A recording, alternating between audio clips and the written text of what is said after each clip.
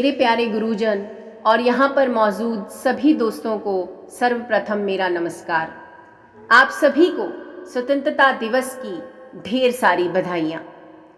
आप सबको अच्छे से यह मालूम होगा कि आज हम यहाँ पर स्वतंत्रता दिवस की 77वीं वर्षगांठ मनाने के लिए उपस्थित हुए हैं।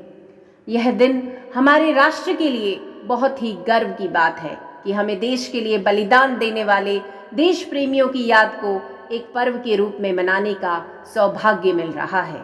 हमारे देश को उनकी कुर्बानी की बदौलत ही अंग्रेज़ों के 200 साल के शासन के बाद ही आज़ादी मिली थी।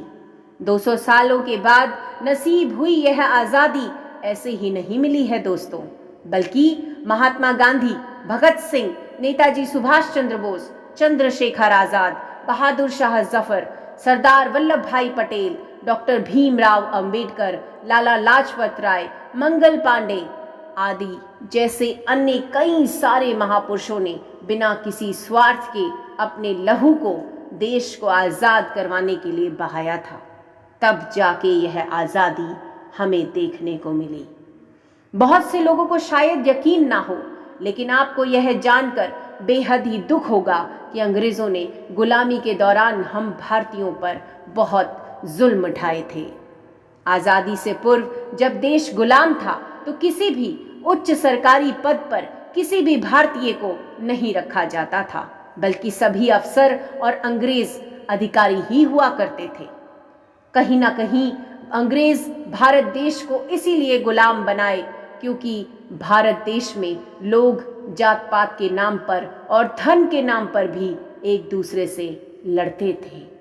कोई भी किसी के साथ एक सा व्यवहार नहीं करता था, ना ही मिलजुल कर रहने की भावना थी। साथ ही सभी राज्य के राजा पहले से ही किसी न किसी विषय पर दूसरे राज्यों से युद्ध किया करते थे। इन्हीं सब चीज़ों का फायदा उठाकर अंग्रेज़ों ने हम भारतीयों को आपस में ही लड़वाना शुरू कर दिया। फूट डालो, शासन करो की नीति को अपनाते हुए देश पर कब्जा कर लिया। ऐसे में जब हालात और नाजुक होने लगे तो साल 1857 में सबसे पहले देश को आज़ाद करवाने की ज्वाला मंगल पांडे नामक क्रांतिकारी के मन में जागी। उनकी ओर से इस क्रांति की शुरुआत तब हुई जब उन्होंने अंग्रेज़ों द्वारा दी गई चर्बी से बनी हुई कारतूस बंदूकों को चलाने से इनकार कर दिया, क्योंकि उस समय बंदूकों में गाय की चर्बी का इस्तेमाल हुआ करता था।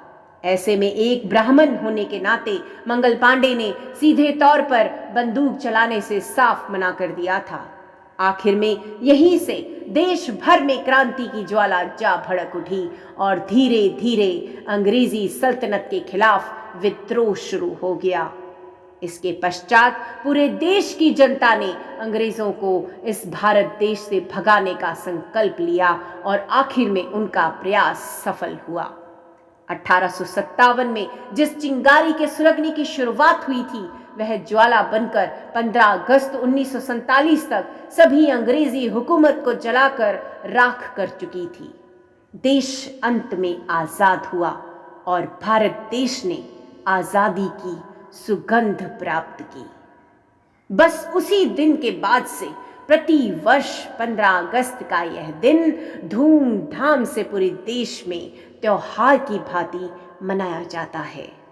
देश के सभी विद्यालय और महाविद्यालयों में कई सारे कार्यक्रमों का आयोजन बड़ी धूमधाम से किया जाता है, जिसकी शोभा सभी छात्र और छात्राएं बढ़ाती हैं अपने सांस्कृतिक कार्यक्रमों से। इसके अलावा इस मौके पर स्वतंत्रता दिवस पर भाषण भी दिए जाते हैं। इसी के साथ मैं अपने विचारों को विराम देना चाहती हूँ, लेकिन इस मंच को छोड़ने से पहले कुछ पंक्तियां कहना चाहूंगी। आओ दिल से सलाम करें उन्हें, आओ दिल से सलाम करें उन्हें जिनकी जिंदगी में मुकाम आया है।